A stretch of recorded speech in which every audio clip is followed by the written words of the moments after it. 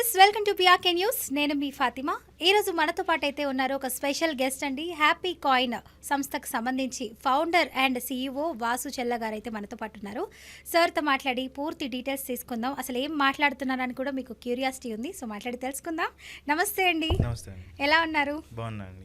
మీరు ఎలా ఉన్నారు? బాగున్నారండి. సార్, అందరికీ ఒక క్వశ్చన్ అయితే రేజ్ అవుతుంది, అడిగేస్తున్నాను. మనకు వచ్చే సంపాదనలో ఇన్వెస్ట్మెంట్ అన్నది ఎక్కడ చేస్తే బాగుంటుంది? ఓకే, ఇప్పుడు సంపాదన ఎంత అని మీరు అనుకుంటున్నారు? అంటే 10,000 నుంచి శాలరీ ఉండొచ్చు, 1,00,000, 2,00,000, 5,00,000 పర్ మంత్ శాలరీ వచ్చేవాళ్ళు. మిడిల్ క్లాస్ నుంచి చూద్దాం. ఓకే, ఒక 20,000 నుంచి స్టార్ట్ చేద్దాం. ఓకే. సో 20,000 శాలరీ వచ్చే వాళ్ళైతే రికరింగ్ డిపాజిట్స్ బెస్ట్ ఉంటుంది. సో రికరింగ్ డిపాజిట్స్ కానీ పోస్ట్ ఆఫీస్లో కానీ.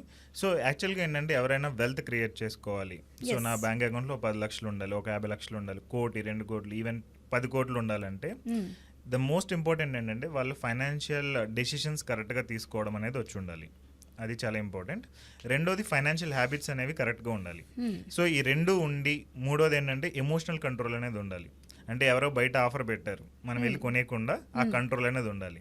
లేదు అంటే ఏదైనా స్టాక్ మార్కెట్లో కానీ ఎక్కడైనా డబ్బులు పోతున్నాయి, లేదంటే రియల్ ఎస్టేట్లో మొత్తం స్టక్ అయిపోయింది, అలాంటి టైంలో మనం కంగారు పడకుండా ఎమోషనల్గా డిసిషన్ తీసుకునేది ఉండాలి.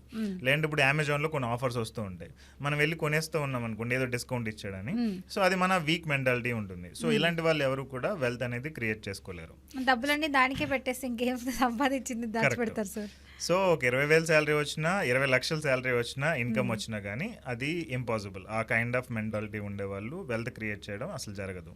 సో ఫైనాన్షియల్ హ్యాబిట్స్ ప్రాపర్గా ఎలా సెట్ చేసుకుంటే, లైక్ నా ఇన్కమ్లో నేను నా ఫస్ట్ మంత్ శాలరీ దగ్గర నుంచి 10% నేను సేవింగ్ చేద్దామని అనుకుంటున్నా, లేదా 20% నేను సేవింగ్ చేద్దామని అనుకున్నా. ఇది స్ట్రిక్ట్గా ఫాలో అవ్వాలి.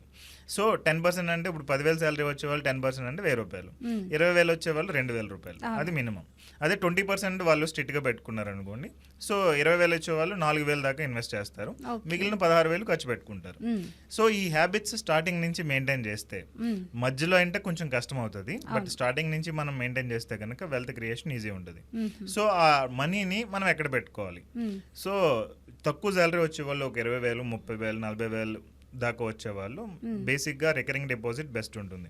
సో ఎవ్రీ మంత్ రికరింగ్ డిపాజిట్లో ఒక 2,000, 3,000 పెట్టేసుకుంటూ వెళ్తూ ఉంటే అది కొంత అమౌంట్ అయిన తర్వాత ఏదైనా రియల్ ఎస్టేట్ ప్లాట్ కొనుక్కోవడమో, లేదంటే గోల్డ్ కొనుక్కోవడమో ఇలాంటివి ఏమైనా చేస్తే బెటర్ ఉంటుంది. అది ఆప్షన్ నెంబర్ 1. సో రెండో గ్రూప్ ఏంటంటే 40,000 శాలరీ నుంచి 1,00,000, 2 లక్షలు, 3 లక్షలు శాలరీ వచ్చేవాళ్ళు, ఇది రెండో గ్రూప్. సో వీళ్ళు ఏంటంటే జనరల్గా మ్యూచువల్ ఫండ్స్లో ఎస్ఐపి ఆప్షన్స్ ఉంటాయి. సో ఎస్ఐపి బెటర్ ఆప్షన్ ఉంటుంది అది. సో ఒక ఎమర్జెన్సీ ఫండ్ ఒక 6 నెలల ఎక్స్పెన్సెస్ పక్కన పెట్టుకుని ఎస్ఐపిలో మనం పెట్టుకుంటూ ఉంటే ఎవ్రీ మంత్ యావరేజ్గా 15% రిటర్న్స్ లెక్కన వెల్త్ అనేది క్రియేట్ చేయొచ్చు. సో వీళ్ళు ఏంటంటే ఒక 5 years ఆర్ 10 years వెయిట్ చేయాలి. జనరల్గా మ్యూచువల్ ఫండ్స్లో డబ్బులు పోతూ ఉంటాయి, స్టాక్ మార్కెట్లో డబ్బులు పోతూ ఉంటాయి, ఎందుకంటే వీళ్ళు 1 year, 2 years పెట్టేసి తీసేస్తూ ఉంటారు. సో జనరల్గా ఏంటంటే మనం ఇప్పుడున్న దగ్గర నుంచి ఎన్ని ఇయర్స్ బతకగలం? సో ఇప్పుడు ఎగ్జాంపుల్ నా ఏజ్ 30 అని అనుకోండి, 30 to 40, 40 to 50, 50 to 60, 60 to 70, అంటే నాకు 40 ఏళ్ళ టైం ఉంది. ఈవెన్ 70 to 80 కూడా వేసుకోవచ్చు, అంటే 50 years టైం ఉంది. సో ఈ 50 yearsలో నేను ఎంత వెల్త్ క్రియేట్ చేయగలను? సో రిటైర్మెంట్ టైంకి ఎంత వెల్త్ క్రియేట్ చేయగలను? ఒక 20 years తర్వాత ఎంత వెల్త్ క్రియేట్ చేయగలను? సో జనరల్గా మనం చేసే మిస్టేక్ ఏంటంటే టైంని సంవత్సరాల్లో కొలుస్తాం మిడిల్ క్లాస్ పీపుల్, కానీ దాన్ని డికేడ్లో కొలాలి, అంటే 10 సంవత్సరాలు. సో ఇది కరెక్ట్గా కొలిచి మనం ఇన్వెస్ట్మెంట్స్ చేస్తే నెక్స్ట్ 10 yearsలో నా దగ్గర డబ్బులు ఎంత ఉండాలి అని ఇన్వెస్ట్ చేస్తే కనుక వెల్త్ క్రియేషన్ చాలా ఈజీ ఉంటుంది. సో వచ్చే సాలరీలో ఒక 10% అయినా, ఒక 20% అయినా కానీ హాఫ్ ద అమౌంట్ ఎస్ఐపి చేసుకోవాలి. సో ఎగ్జాంపుల్ ఒక 40,000 నుంచి ఎస్ఐపి అంటున్నారు, అసలు ఎస్ఐపి అంటే ఏంటండి? ఎస్ఐపి అంటే మ్యూచువల్ ఫండ్స్లో మనం ఇన్వెస్ట్ చేసే అమౌంట్ అనేది. సో మంత్లీ ఇంత అమౌంట్ అని చెప్పి మనం ఎస్ఐపి వేలో కట్ అవుతూ ఉంటుంది. సో ఎస్ఐపి చేయాలంటే మనం ఒక మ్యూచువల్ ఫండ్ అకౌంట్ ఓపెన్ చేయాలి. ఓపెన్ చేసి ఒక బ్యాంక్ అకౌంట్కి మనది ఉంటుంది కదా, దానికి కనెక్ట్ చేస్తాం. సో దీని నుంచి దీనికి వెళ్తుంది, మ్యూచువల్ ఫండ్కి వెళ్తుంది. మ్యూచువల్ ఫండ్స్ నుంచి విత్డ్రా చేసినప్పుడు మళ్ళీ మన బ్యాంక్ అకౌంట్కి వస్తుంది. సో ఇది మనం ప్రాపర్గా సెట్ చేసుకుంటే మధ్యలో ఇంకెవరు ఉండరు కాబట్టి మన మనీ అనేది సెక్యూర్ ఉంటుంది. నెక్స్ట్ ఈ ఎస్ఐపి చేసే కంపెనీస్ అన్ని కూడా ఐసిఐసిఐ కానీ, హెచ్డిఎఫ్సి కానీ, ఎల్ఐసి కానీ ఇవన్నీ ఉంటాయి. సో ఈ కంపెనీలు మార్కెటింగ్ ఎక్కువ చేసుకోవు, ఎందుకంటే దీని మీద మధ్యలో ఎవరికి కమిషన్స్ ఎక్కువ వెళ్ళవు. సో హార్డ్లీ ఒక 1% 2% అలా వెళ్తూ ఉండదు అంతే, లెస్ దెన్ 1% యాక్చువల్గా చెప్పుకోవాలంటే. అందుకని చెప్పి ఎవరు ప్రమోట్ చేయరు. సో ఒక మంచి మ్యూచువల్ ఫండ్ డిస్ట్రిబ్యూటర్ని కానీ ఫైనాన్షియల్ కన్సల్టెంట్ని కానీ మీట్ అయ్యి ఆ ఇన్వెస్ట్మెంట్స్ అన్ని స్టార్ట్ చేసుకుని ఓ 5 years 7 years 10 years చేసుకుంటే అది వెల్త్ క్రియేషన్కి హెల్ప్ అవుతుంది. ఓకే. నెక్స్ట్ వచ్చేటప్పటికి రిచ్ పీపుల్ లైక్ 3 lakh నుంచి 20 lakh ఆర్ 30 lakh ఈ సెగ్మెంట్ వచ్చేటప్పటికి మ్యూచువల్ ఫండ్స్ లో వెల్త్ క్రియేషన్ అనేది అప్ టు 3 crore దాకా చేయొచ్చు. అంటే నేను అనలైజ్ చేస్తున్న క్లయింట్స్ని బట్టి, నేను వర్క్ చేస్తున్న క్లయింట్స్ని బట్టి చెప్తున్నాను. సో అప్ టు 3 కోట్లు అయ్యేదాకా కూడా మ్యూచువల్ ఫండ్స్ని దాటి వెళ్ళకూడదు. సో 3 కోట్లు దాటిన తర్వాత చాలా ఆప్షన్స్ ఉంటాయి. పిఎంఎస్ అని ఉంటుంది, పోర్ట్ఫోలియో మేనేజ్మెంట్ సర్వీస్ అని. మినిమం ఇన్వెస్ట్మెంట్ 50 లక్షలు ఉండాలి దానిలోకి. సో 3 కోట్లు దాటిన తర్వాత 50 లక్షలు వచ్చిన తర్వాత ఆ 50 లక్షలని దీనిలో పెట్టచ్చు. ఈ 3 కోట్లలో 50 లక్షలు పెట్టకూడదు. సో పిఎంఎస్ ఒకటి ఉంటుంది, ఏఎఫ్ అని ఇంకోటి ఉంది. అది మేము కూడా క్లయింట్స్కి ఇస్తూ ఉంటాం. అదేంటంటే మినిమం ఇన్వెస్ట్మెంట్ 1 crore ఉండాలి. 1 crore లేకపోతే వాళ్ళు అసలు ఇన్వెస్ట్మెంట్ తీసుకోరు. సో దానిలో ఇంకా అడ్వాన్స్డ్ ఏఎఫ్స్ ఉంటాయి, అందులో మినిమం 2 crore ఉండాలి. అలాంటివి ట్రై చేయొచ్చు.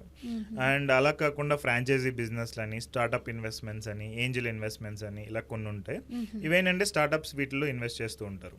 సో ఇవేంటంటే ఒక్క కంపెనీ ప్రాపర్గా క్లిక్ అయిందంటే, ఈవెన్ ప్రీ ఐపీఓలో కానీ స్టార్ట్అప్ ఇన్వెస్ట్మెంట్స్ కానీ చేసినప్పుడు దాని నుంచి ఈవెన్ 100x రిటర్న్స్ కూడా వచ్చే ఛాన్స్ ఉన్నాయి. అంటే మనం 1 లక్ష పెడితే 1 కోటి రూపాయలు అవుతుంది అది, కానీ ఆ 1 లక్ష రూపాయలు కూడా పోయే ఛాన్సెస్ ఉన్నాయి. వస్తే లక్ష లేదంటే కోట్లు అంటారు. కరెక్ట్, లేదంటే మొత్తం పోతుంది. సో 5 లక్షలు అవ్వచ్చు, 10 లక్షలు అవ్వచ్చు, 1 కోటి రూపాయలు కూడా అవ్వచ్చు, చెప్పలేము అది. కానీ దానికి టైం ఇవ్వాలి, ఒక 5 years to 10 years టైం ఇవ్వాలి.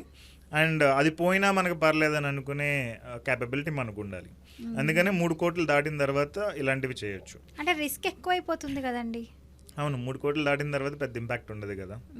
సో అదే మనం మిడిల్ క్లాస్ పీపుల్, అంటే నా దగ్గర కొంతమంది క్లయింట్స్ ఇలాంటి వాటికి అట్రాక్ట్ అయ్యి ఇన్వెస్ట్ చేసిన వాళ్ళు ఉన్నారు. వీళ్ళకి మొత్తం ఇన్వెస్ట్మెంట్స్ ఆపేసి మొత్తం మ్యూచువల్ ఫండ్స్ కూడా తీసేసి కంప్లీట్గా నేను ఇంకేది చేయను అనే భయంలోకి వెళ్ళిపోయారు. సో అందుకని చెప్పి ఇది మిడిల్ క్లాస్ పీపుల్కి సూట్ కాని ఇన్వెస్ట్మెంట్స్ మాట. సో కొంచెం డబ్బులు బాగా ఉన్న వాళ్ళు, డబ్బులు పోయినా పర్లేదని అనుకునే వాళ్ళు, సో అది బెస్ట్. నైస్ అండి, మంచి ఇన్ఫర్మేషన్ ఇచ్చారు. థ్యాంక్ యూ సో మచ్ అండి. వెల్కమ్.